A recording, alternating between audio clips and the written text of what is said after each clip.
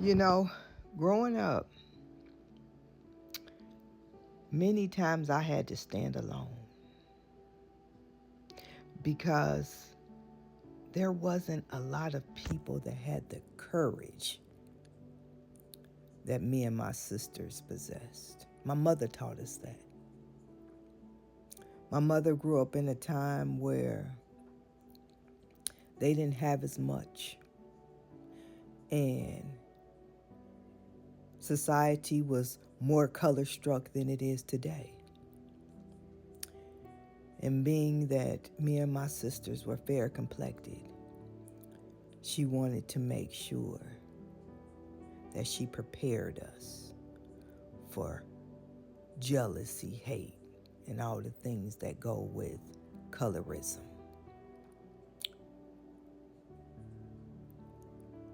So we kicked some ass when we had to.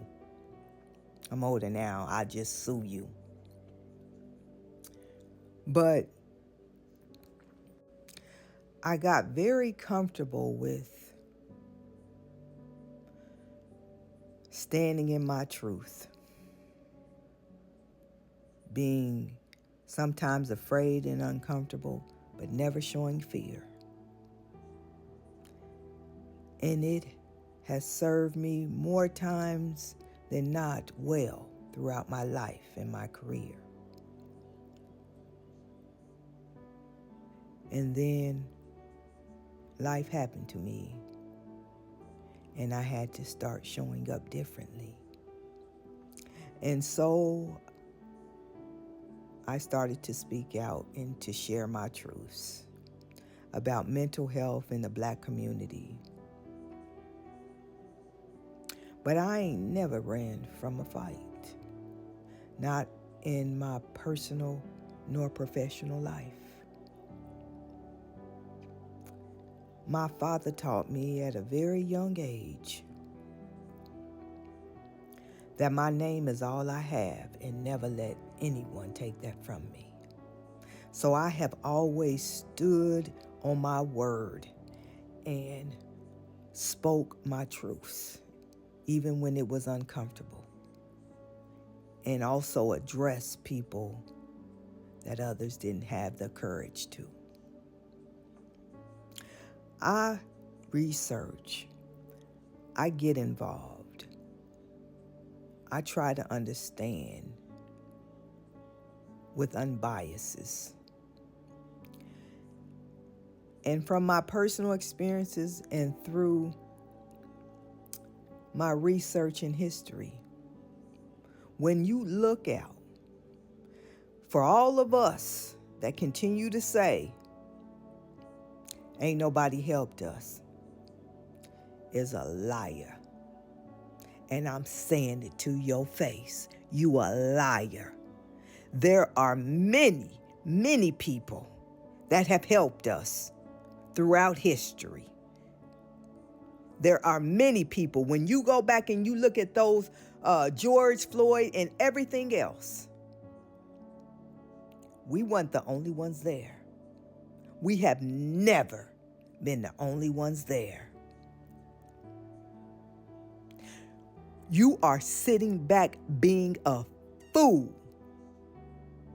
letting this administration prepare and get better equipped, because I have said it before and I stand in my truth.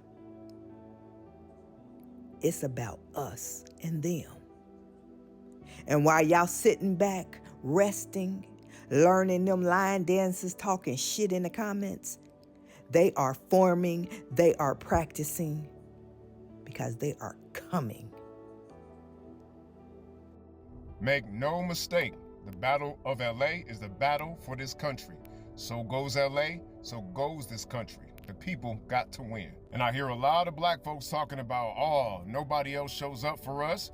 Nobody stands on business for us, puts their body in the way for us. Black folks, stay your ass home. If that is your lived experience, knowing what black folks have gone through, I respect that. That's just not mine. My Latino homies is loyal. Sorry you ain't had that experience. That's just mine. During the George Floyds, during the protest for Black Lives Against Police Brutality, my Latino partners was there. They showed up, showed out strong. Talking about don't nobody show up for us. My lived experience is, even during the George Floyd, I seen some white allies that I didn't think was gonna come through. There's a little white girl activist, little snow bunny, known for smashing brothers, because she had her little white girl fatty going on, you know what I'm saying? And I was like, yeah, she like the BBC, but she not gonna show up for black folks. Man, I looked up during the George Floyds, her and a group of white allies called Surge had formed a chain of white bodies to protect black folks from the police.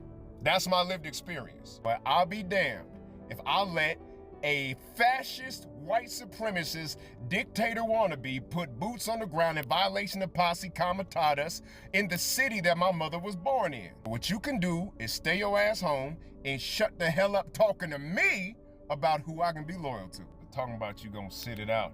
That's not how this beast work. Fascism comes for us all.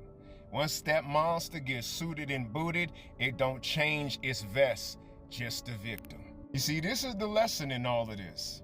We, since 9/11, have allowed the imperial monster to go out and create habits that it has brought home. They call that the imperial boomerang. Fascism ain't nothing but the colonial monster that got in the habit of colonizing, coming home to bring that colonialization to the doorstep of its citizens. But I'm gonna tell you about logistics if you ain't familiar with military operations. If they can pull this off in a city the size of Los Angeles and put boots on the neck of the people, all they got to do is scale down to bring it to a city near you. If the courts can't stop Trump, if the governor can't stop Trump, if his inner circle can't stop him, the only fail-safe left is the will and the might of the people. So miss me with that "this ain't our fight" bullshit. They learning this lesson because they thought our plight wasn't they fight. But trust me, black folks, it's always been about you. They can't wait.